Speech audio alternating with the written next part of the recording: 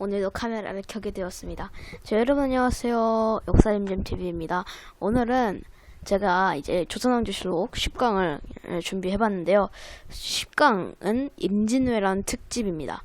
자, 제가 원래는 이 명종을 제가 여인천하에 대해서 여러분들께 올려드렸는데, 이번에는 원래 선조를 하려고 했었는데, 선조 시대 때 딱히 업적이 없고, 그래서 그냥 임진왜란으로 정해봤습니다. 임진왜란 특집으로 여러분들께 준비를 해봤습니다. 제가 그리고 요즘에 왜 이렇게 자꾸만 특집으로 준비를 하냐면, 요즘에 개천절 있고 한글날 있으니까 이 사이쯤에는 계속 특집으로 가보자 해서 지금 특집으로 가고 있는 중이고요.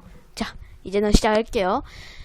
우리가 일단 강의를 시작하기 전에 또 알아야 되는 게 몇 가지가 있습니다. 자, 명종이 죽고 선조가 그 양자였기 때문에 왕이 올랐고요. 왕이 올라간 다음에는 또 우리가 선조는 이런 게 있어요. 선조는 원래 후궁의 출신이기 때문에 원래 좀 미천한 출신이고요. 그래서 더욱더 열심히 일했습니다. 제가 근데 열심히 일하려고 했는데 당시에 좀 문제가 있었어요. 뭐냐면 이제 동인과 서인이 나뉘어서 싸우고 있었어요. 이 문제가 이제 분당 정치라고 해서 앞으로는 더욱더 좀 더 심해지는데, 이때 이제 선조가 제대로 활약을 못합니다. 그래서 조선이 약간 대외적이고 이런 것들을 제대로 생각을 못해요. 왜냐하면 내외적인 것만 생각을 하기 때문에. 자, 그러면 일본은 어땠을까요? 왜냐하면 임진왜란의 주된 범인은 일본이니까요. 일본은 어땠었냐면, 일본은 이제 전국시대였어요. 전국시대는 뭐냐면 지금의 삼국시대, 옛날에 우리나라 역사를 치면 삼국시대인데 모든 전국이 분할돼서 싸우던 시대였어요. 자, 조선은 아직까지도 일본은 전국시대라고 생각을 할 수밖에 없죠. 왜냐? 이 안에 있는 것만도 생각을 해야 되기 때문에 밖에를 생각 못하죠. 자, 근데 이 예상이 틀렸습니다. 1590년도에 도요토미 히데요시가 전국을 다 제패를 해버립니다. 그래서 다 통일을 시켜버리고 새로운 일본을 세웁니다. 자, 근데 이제 약간 도요토미 히데요시가 욕심이 생기기 시작해요. 뭐냐 하면 도요토미 히데요시는 일단 전국을 제패했기 때문에 세계로도 한번 나가볼까? 라는 이런 마음이 생기는 거예요. 누구나 그럴 수 있죠. 약간 권력이 약간 모자라. 한 50%는 채워줬는데 판이 모자라. 이걸 어떻게 채우지? 그래, 세계를 제패하면 되겠지. 이렇게 생각을 해서 이제 세계를 제패하려고 준비를 합니다. 그래서 원래는 중국을 먼저 치려고 했는데 그 중국의 건널목으로 이제 조선을 치려고 한 건데 이게 엄청나게 크게 된 거예요. 자, 그러면 이제 강의 출발합니다. 일단 이순신 등장 전의 얘기부터 한번 해볼게요. 이순신의 등장 전하고 후하고는 완전히 다릅니다. 자, 일단 이순신 등장 전은요, 이런 스토리가 있어요. 자, 일본이 처음으로 들어간 곳이 어디냐면 일단 부산입니다. 부산으로 치고 들어가요. 자, 그러면 부산 첫 관문을 막고 있는 곳이 이제 부산 진성인데 여기서 전투가 벌어집니다. 이게 첫 번째가 부산 진성 전투예요.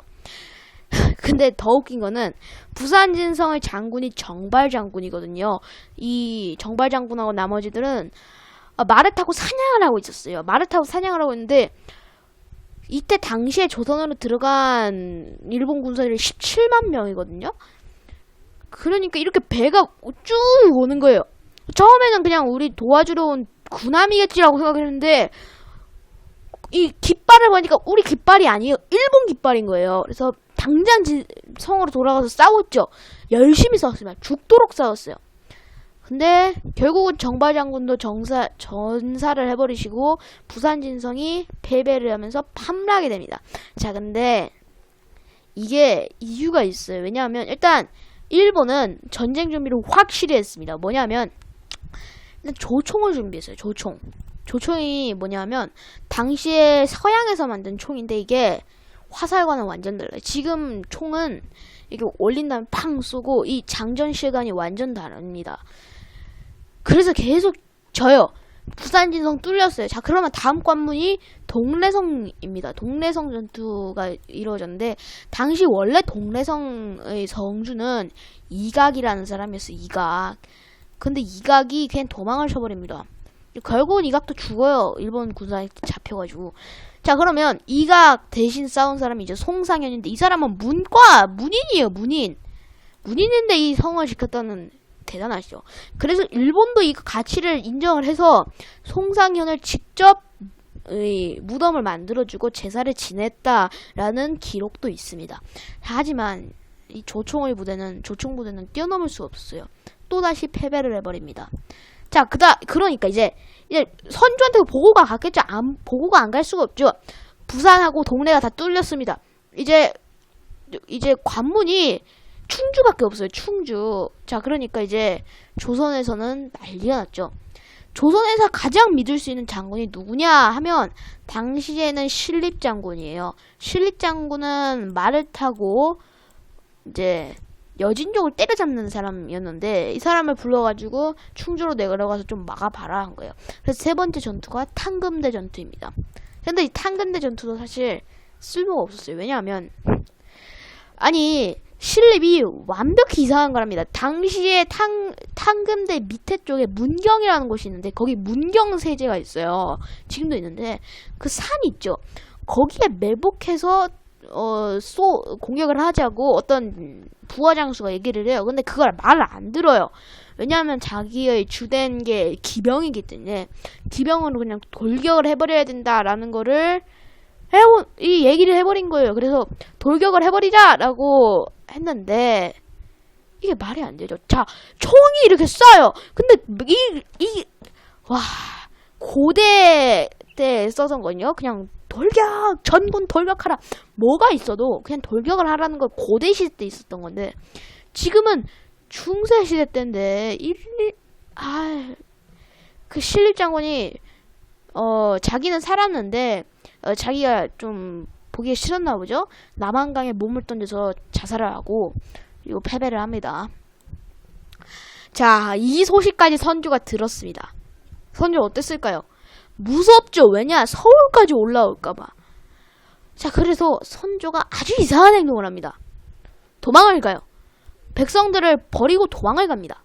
그래서 화가 나죠. 한양에서 평양으로 가고요. 한양과 평양까지 오고 있으니까 의주로 도망갑니다. 의주는 지금의 신의주인데 북한의 제일 끝쪽이에요. 거기까지 갑니다. 자, 근데 이제 이런 일이 일어납니다. 의주가 있는 평안도하고 전라도 이 두 곳만 이외의 모든 곳이 함락이 되버립니다. 야, 이거는 사실 어떻게 돌릴 수가 없는 상황이에요. 자, 그런데 진짜로 대단한 사건이 일어납니다. 이런 사건들이죠. 자, 이제 이순신이 등장하고 후의 내용입니다. 이때부터는 여러분들의 화가 다 풀릴 거예요. 왜냐? 너무 잘 싸우기 때문에. 자, 이건 거북선이에요. 거북선 멋있죠? 자, 이거 여수에 있는 건데, 이제 이순신이 전라 좌수사로 임명이 됐습니다. 전라 좌수사는 지금의 해군, 전라도 해군의 최고 장군이에요. 자, 그래서 첫 번째 전투가 이제 옥포해전입니다. 자, 여러분들, 근데 해전을 왜 했을까부터 생각을 해볼게요. 일본의 주된 군대는 육군입니다. 해군은 뭐가 없어요. 그래서 배도 되게 작아요. 그리고 옆에서 뭐 공격하기도 어려워요. 그래서 육군은 돌격하고 수군은 보급을 하는 군대거든요. 전쟁은 여러분들 보급이에요. 보급은 없으면 그냥 고립돼서 끝나요. 자, 근데 이 보급 부대를 쳐버리죠. 이게 옥포해전입니다. 여기서 20대의 부대를 전멸을 시켜버리고 진짜 대단한 승리였습니다. 자, 그리고 이 기세를 몰아서 이제 사천해전으로 갑니다. 사천에서 드디어 이제 첫 번째로 거북선이 나오는 전투가 이제 사천해전입니다. 여기서도 승리를 하고 부산포에서도 승리를 합니다. 자, 이런 이순신을 보니까 이순신이 혼자서 싸우고 있잖아요. 그러니까 이 모습을 본 백성들이 들고 일어납니다. 의병이 등장을 합니다. 예를 들어서 곽재우 장군이라든지 고경명 장군이라든지 정인홍 장군이라든지 이런 의병들이 마구마구 일어납니다. 전라도와 경상도, 충청도 이 세 곳에서 그냥 일어나 버려요. 그래서 이순신이 그 힘을 받아서 더 싸우죠. 뭐 그래서 당포해전도 있고 더 있는데 중요한 것만 이렇게 제가 쏙쏙 뽑아서 얘기를 해드린 거고요. 다음은 이제 임진왜란 막바지입니다. 자, 이제 중국의 도움으로 평양을 탈환합니다. 중국이 불량기포라는 걸 가지고 있어요. 이건 포인데 정말로 빨리 쓸 수 있고 육군에서는 정말로 성곽을 그냥 뚫어버립니다. 뚫어버려. 이 중국의 도움으로 평양성을 탈환을 하고 이러니까 약간 일본도 밀리죠. 그래서 서울까지 뒤로 밀립니다. 이 모습을 보니까 이제 중국하고 일본이 서로 휴전을 해요. 1594년부터 97년까지입니다. 이게 끝까지 이어졌으면 좋았을 텐데. 자, 일본이 이제 다시 재가동을 시킵니다. 전열을 재정비를 하고 일본이 휴전을 깨고 들어갑니다. 우리 조선으로. 이게 정유재란이에요. 정유재란이 발생이 되는데 이제 이순신한테 선조가 명령을 내립니다. 뭐냐면 지금 빨리 막아라. 가서 막아라. 부산에 적이 쳐들어오고 있다. 그러니까 막아라라고 하는 거예요. 근데 이 정보는 잘못된 것이었습니다. 왜냐하면 일단 당시에 육군 장군이 2명이에요. 일본은 가토 기요마사하고 고니시 유키나가인데 고니시 유키나가고 가토 기요마사는 둘 다 약간 라이벌 관계였기 때문에 가토 기요마사가 선조한테 일을 바친 거예요. 이걸 믿어준 거예요. 선조가. 이순신은 알았죠. 그리고 일단 부산은 파도가 세고 섬이 없기 때문에 보급 잠깐 쉬어갈 수 있는 데가 없기 때문에 이건 할 수가 없다 한 거예요. 그래서 왕명을 듣지 않았으니 이순신을 한양으로 압송을 시켜버려서 고문을 막 합니다. 와, 진짜 화가 나죠. 자, 그리고 당시에 이순신과 라이벌이라고 말은 할 수 없지만 그거보다 미치지만 그래도 이순신을 깔보던 사람이 있었어요. 바로 원균인데 이 원균이 삼도수군 통제사입니다. 삼도수군 통제사는 이제 뭐라고 얘기하면 되냐면 삼도수군 통제사는 충청도, 전라도, 경상도를 모두 이루는 통제사가 되는 거예요. 자, 근데 원균이 이걸 믿지 못하고 그냥 칠천량으로 나가버려요. 칠천량이 어디냐면 지금의 거제도 근처인데 그쪽으로 그냥 나가버립니다. 자, 이러니까 이제 큰일이 나죠. 칠천량 해전에서 대패를 내버립니다. 거북선 다 잃고요. 파목선도 12척만 남기고 큰일이 납니다. 그래서 원균도 죽어요. 자, 이거를 보니까 선조가 알았죠. 이순신은 신이구나. 전쟁은 신이구나. 자기가 잘못했다라는 걸 알고 이제 빨리 돌아가게 됩니다. 이순신을 다시 수군 통제사를 임명을 해버립니다. 자, 이게 말이 됩니까? 한번 없앴는데 다시 가라고요. 근데 이순신이 나라의 애국심은 가득했습니다. 다시 가서 명량대첩과 노량해전을 해서 이순신이 결국은 죽습니다. 하지만 승리를 했던 이 이순신의 임진왜란이었습니다. 자, 오늘 강의는 여기까지이고요. 시청해주신 여러분들 정말로 감사드립니다. 자, 이번에 이 개천절과 한글날을 보내시면서 이 생각을 한번 해주셨으면 좋을 것 같아요. 우리나라의 전쟁은 그리고 우리나라의 역사는 잊혀져서는 안 된다. 특히 이런 역사는요. 슬픔의 역사도 기억을 해야 됩니다. 자, 그러면 오늘 강의는 여기까지고요. 도움이 되셨다면 구독과 좋아요 그리고 알림 설정까지 부탁드리고 많은 관심 부탁드립니다. 저는 그러면 다음 시간에 만날게요. 안녕.